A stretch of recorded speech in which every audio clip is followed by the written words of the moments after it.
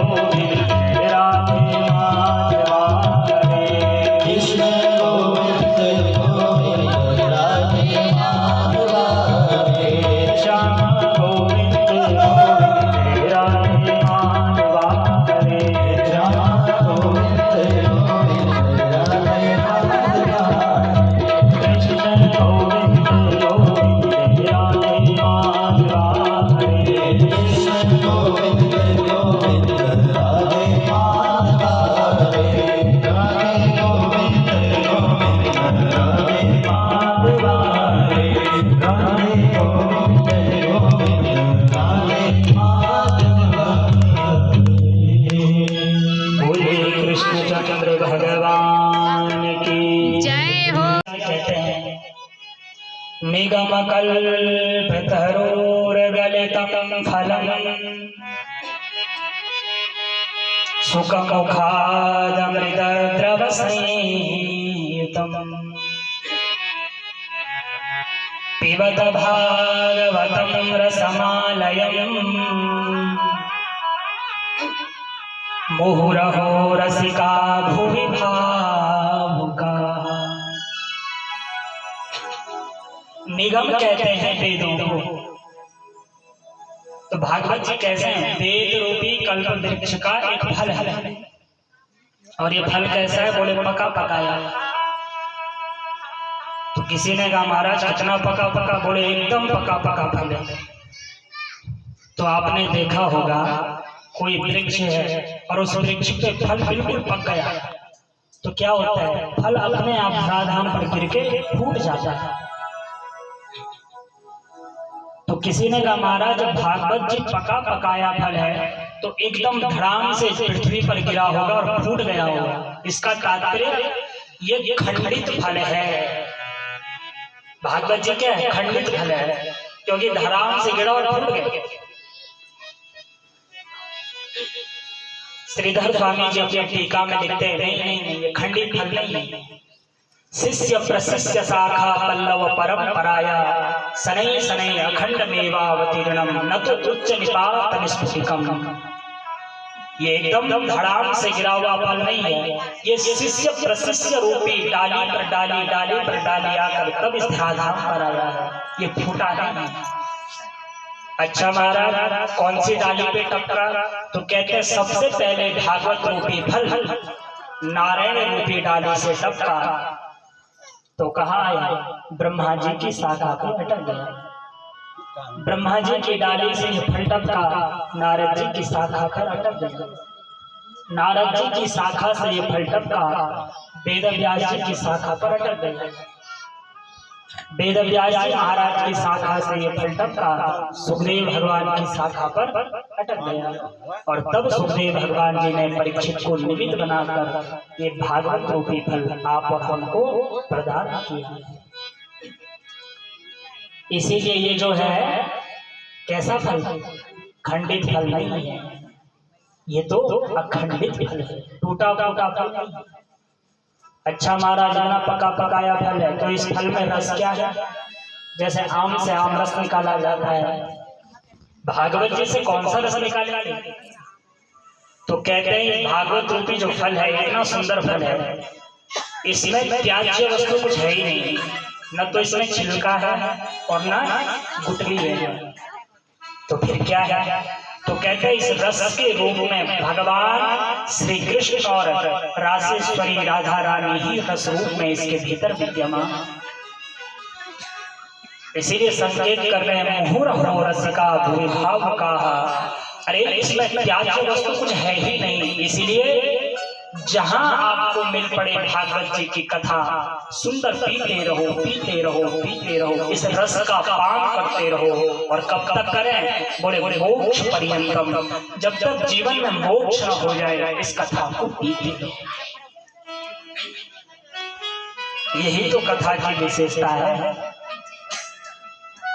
सत्संग की बड़ी महिमा है। पड़ा रहेगा माल खजाना, छोड़ त्रिया सुख जाना है, कर सत्संग अभी से प्यारे, नहीं तो फिर पछताना। जो धर्म का काम कर लिया महाराज, कुछ परम धर्म का बचा सको तो बचा लो अपने पास, ये शरीर तो छूट जाएगा। एक संत से हमने पूछा जीवन क्या है, उन्होंने बड़ा सुंदर उत्तर दिया। उन्होंने कहा जब ये जीवन समाप्त हो जाए तब असली जीवन, वास्तविक जीवन तब शुरू होता है। आप कहेंगे ये क्या बात है?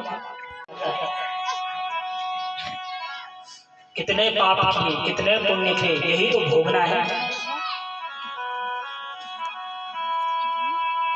गरुड़ पुराण में सब यही तो वर्णन है। जीव कैसे कैसे यमपुरियों को 16 द्वारों को पार करते, कितनी पीड़ा भोगनी पड़ती है। तो भागवत जी के प्रथम श्लोक, द्वितीय श्लोक और तृतीय श्लोक आपने श्रवण किए। आले तुम सामने हो बंसी बजाते, मन को लुभाते थे आते आले तुम सामने हो बंसी बजाते, मन को लुभाते, यही गीत गाते मैं कनिनाथ त्यागू, गोविंद दामोदर माधवे श्री कृष्ण गोविंद हरे मुरारी हे नाथ नारायण वासुदेव हे नाथ नारायण वासुदेव हे नाथ नारायण वासुदेव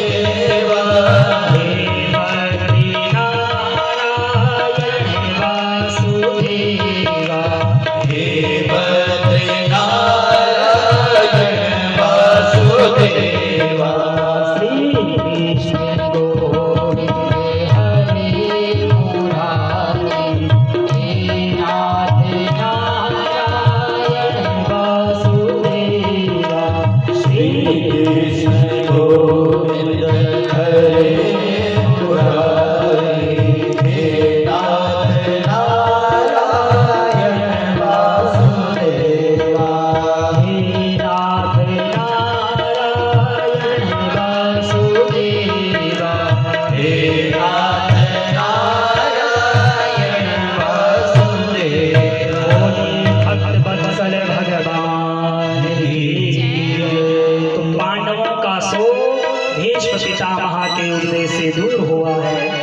पांडव वापस अपने भवन में आके भीष्म पितामह ने की हत्या किया और इतने में भगवान श्री कृष्ण पांडवों से विदा लेकर अर्जुन के साथ सीधा कहाँ चले गए?